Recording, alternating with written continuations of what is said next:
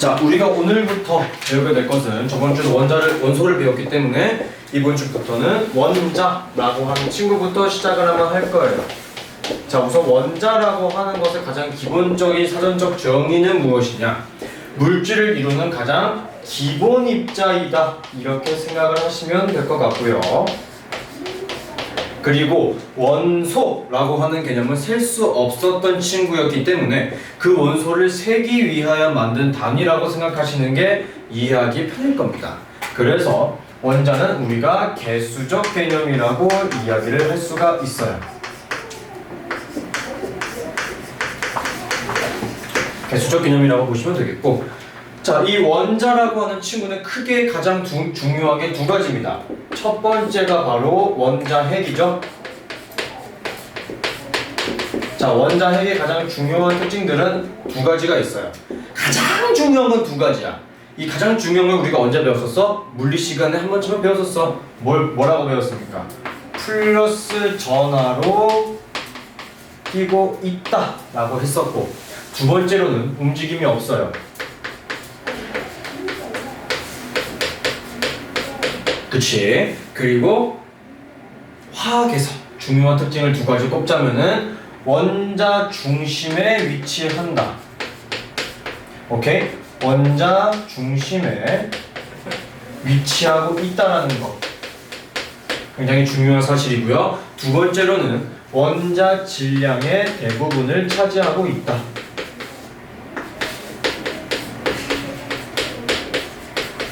이렇게 알아두시면 되겠고, 또 원자핵을 했으니 또 무엇을 해야 되겠어요? 바로 전자라는 친구도 공부를 해야 되겠죠? 자, 이 전자라고 하는 친구는 마이너스 전하를 띠고 있어요. 그리고 얘는 움직인다, 움직이지 않는다? 움직인다. 그렇지. 얘는 움직인다라고 공부를 했었습니다. 가장 중요한 특징들입니다.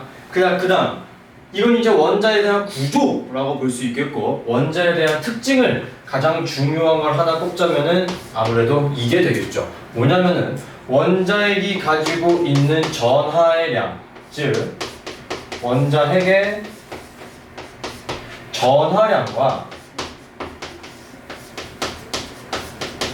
그리고 전자가 가지고 있는 전하의 량, 즉 그것을 우리가 그냥 전자의 개수라고 이야기를 하게 돼요.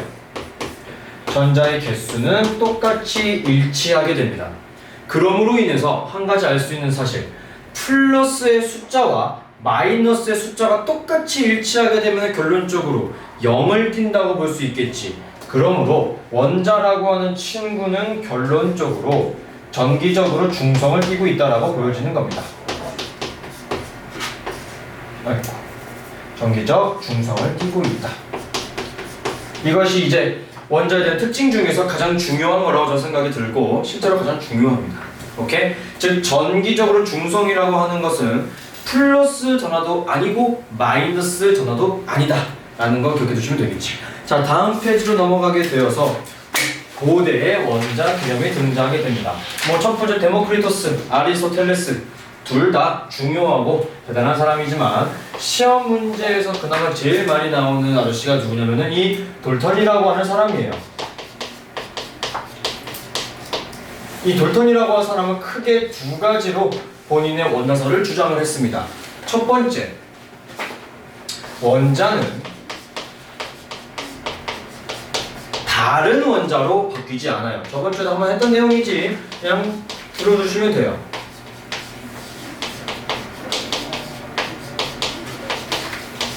그리고 원자는 더 이상 쪼개지지 않는 가장 작은 입자라고도 이야기할 수 있기 때문에 쪼개지지 않아요.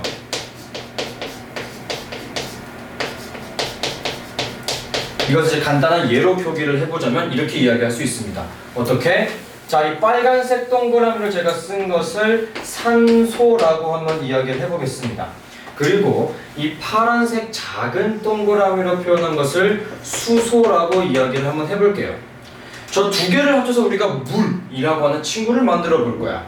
자, 그랬을 때는 원래 옳은 거라고 한다면은 이 빨간색 동그라미 얘도 두 개로 해주는 게 낫겠다.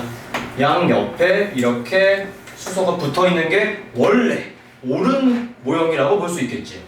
하지만 틀린 것을 얘기해 보자면은 이 산소 원자가 절반으로 쪼개져 버리고 수소 원자도 절반으로 쪼개져 버린 이러한 모양은 돌턴의 원자설에 위배된다라고 이야기할 수가 있어요. 또한 분명 빨간색 동그라미였던 산소가 갑자기 주황색인 다른 친구로 바뀌어 버렸어요. 이조차도 돌턴의 원자설에 위배가 되기 때문에 틀린 말이라고 이야기를 할 수 있겠다. 됐나요? 네. 이게 이제 원자에 대한 가장 기본적이고 중요한 내용이었습니다. 자, 그 다음 페이지로 살짝 한번 넘어가 보자면은 오늘부터 정말 새롭게 시작하게 될 분자라고 하는 친구에 대해서 공부를 한번 해볼 겁니다. 자, 오른쪽에 있는 것도 지워도 되죠? 지울게요. 자, 원자라는 친구도 알아둘 게 조금 있기 때문에 한번 공부를 해보도록 합시다. 첫 번째, 분자. 자, 분자라고 하는 것은 성질을 가지고 있는 가장 작은 입자라고 생각하면 돼요. 즉, 저는 이렇게 이야기를 할게요. 성질 입자다. 그리고 이거를 개념 혹은 의미로 가준다고 한다면은 성질적 의미, 성질적 개념이 가지고 있다.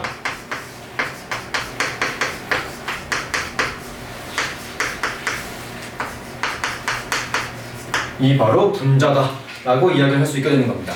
그렇죠? 자, 가장 중요한 특징들 몇 가지 한번 적어볼게요. 첫 번째는 바로 분자라고 하는 것은 원자가 더해져서 만들어지는 겁니다. 원자로 구성되어 있다.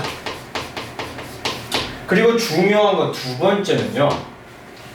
원자의 종류와 개수에 따라서 달라집니다. 원자의 개수와 종류에 따라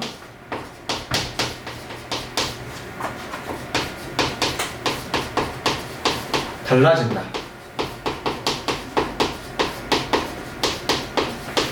어떤 의미인지 한번 살짝 한번 맛보기를 봅시다. 어떤 의미인지 보자면요, 이런 거예요. 자, 여러분, 이거 뭔지 알아? 이게 뭘까? 이거 이산화탄소입니다. 그렇죠? CO2라고 해서 얘를 우리가 이산화탄소라고 불러요. 그럼 여러분, 이 친구는 뭘까요? 산소가 하나 있다 라고 해서 우리가 일산화탄소라고 부릅니다. 아시겠죠?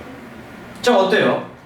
원소의 종류인, 원자의 종류인 원소로만 따지자면은 똑같이 탄소와 산소로 구성되어 있으나 탄소와 결합하는 산소의 개수가 하나인지 두 개인지에 따라서 분자의 종류가 달라짐을 알 수가 있겠죠. 바로 이게 개수에 따라 달라진다는 것으로 이해할 수 있겠습니다. 됐나요? 오케이. 자, 그 다음은 아예 다른 걸로 한번 가볼 거야. NH3. 얘는 우리가 뭐라고 부르게 되느냐? 암모니아라고 부르게 돼요.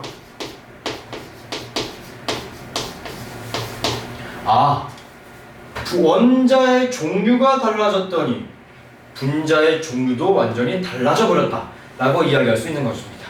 이해했죠? 이게 이것을 의미하는 것이다. 예시로 말씀을 드린 것이고, 세 번째는 선생님, 분자가 만약에 다시 원자 상태로 돌아가게 되면 어떻게 되나요? 이때는 어떻게 되느냐? 마찬가지로 성질을 잃어버리게 돼요.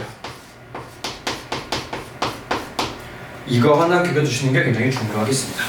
자, 그 다음 오른쪽에 있는 내용 살짝 지워보고 가장 중요한 거, 이 분자라고 하는 것은 성질을 가지고 있는 것을 우리가 분자라고 이야기했잖아. 그래서 우리가 반드시 기억해야 될 게 하나가 있어. 뭔지 한번 써보도록 할게요. 수소 분자, 산소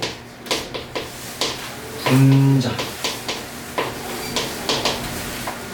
나트륨 분자. 철 분자.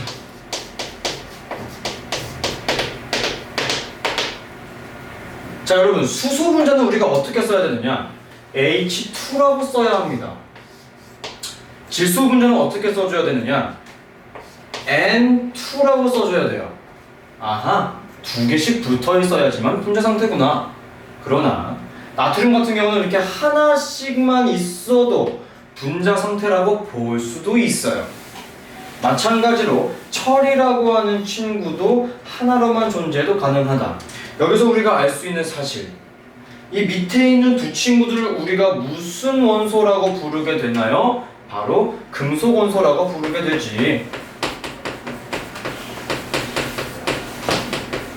그리고 위쪽에 있는 저 두 친구들을 우리가 무슨 원소라고 부르게 돼? 금속 원소가 아니다 라고 해서 우리가 비금속 원소라고 부르게 됩니다. 자, 이걸 보면 어떠한 결론에 도달할 수가 있어요. 뭘까요? 금속 원소는 반드시 어머, 방송 사고가 났네. 쏘리. 이렇게 되는 거겠지. 그래서 알 수 있는 사실이 뭘까요? 비금속 원소는 두 개씩 존재를 해야 되는 거지만 금속 원소는 하나씩 존재해도 분자를 가질 수 분자 상태라고 볼 수 있다. 즉 성질을 가질 수 있게 되는 것이다라는 게 바로 결론이라고 볼 수 있겠지. 이해하셨습니까? 오케이? 즉 비금속 원소는 반드시 두 개씩, 맞죠? 두 개씩. 하지만 금속 원소는 두 개씩일 필요가 없고 한 개도 가능하다. 이렇게 하나 분자에 대한 내용을 기억해 두시는 게 필요할 겁니다. 됐나요? 좋습니다. 자, 그 다음 페이지로 넘어가 보자면은 제가 맨날 하던 내용 정리한 거고요. 우선은 우리가 이거 하기 전에 원소 기호라는 것부터 한번 터치를 해보도록 할게요.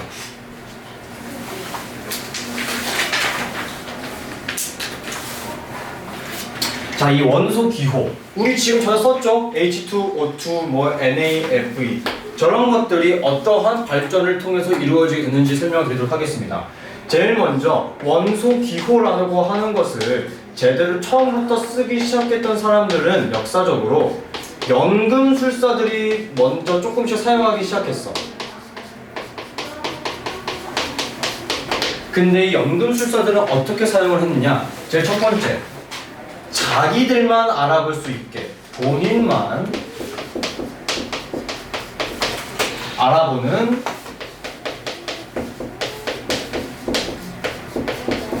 그림으로 표현을 했어.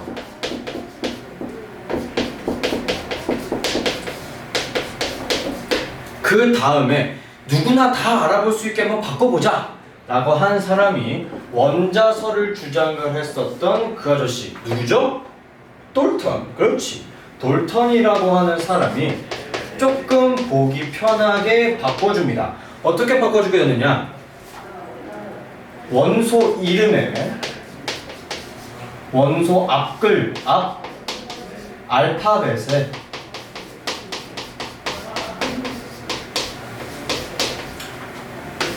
동그란 원을 추가를 해요. 그러니까 예를 들어서 이렇게 표현을 했습니다. 야, 여러분, 금이 영어로 뭐죠? 원소로 말고 그냥 영어로 gold, G로 시작하죠. 그러니까 G에다가 동그라미를 씌웠습니다. 자, 은은 영어로 뭐죠? silver, 그쵸? S로 시작하죠? 그러니까 S에다가 위에 동그라미 이런 식으로 표현을 했어요, 돌턴이. 야, 이것도 좀 불편하다.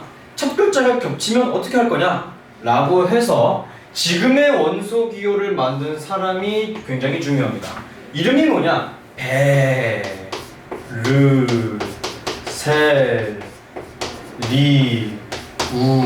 베르셀리우스라고 합니다. 오케이? 베르셀리우스라고 하는 사람이 현대의 원소 기호를 만들었어요.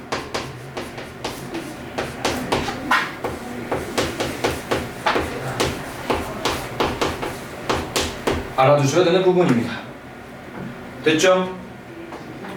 자, 그 다음은 우리가 지금 분자에 대해서 쭉 공부를 했고요. 이 분자를 조금 더 알아보기 편하게 만든 게 바로 분자식이에요. 이 분자식을 통해서 알 수 있는 사실도 굉장히 많이 있습니다. 이거에 대해서 살짝 한번 터치를 해주도록 할게요. 자, 지워도 되나요? 네. 자, 이것까지 하면 끝나. 오늘 빨리 해봅시다. 분자식. 페이지는 그 다음 페이지입니다. 10페이지일 거예요. 분자식 보도록 할게요. 자, 분자식 쭉 나와 있는 거 이건 그대로 암기 들어가 주셔도 되겠고, 우리가 알아둬야 되는 것은 저 분자식을 통해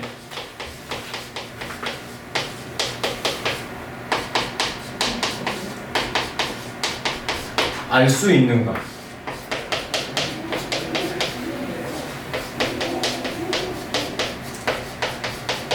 첫 번째로 알 수 있는 것이 뭡니까? 분자식이니까 자, 당연히 분자가 뭔지를 알 수 있겠지. 즉 분자의 종류를 알 수가 있어요.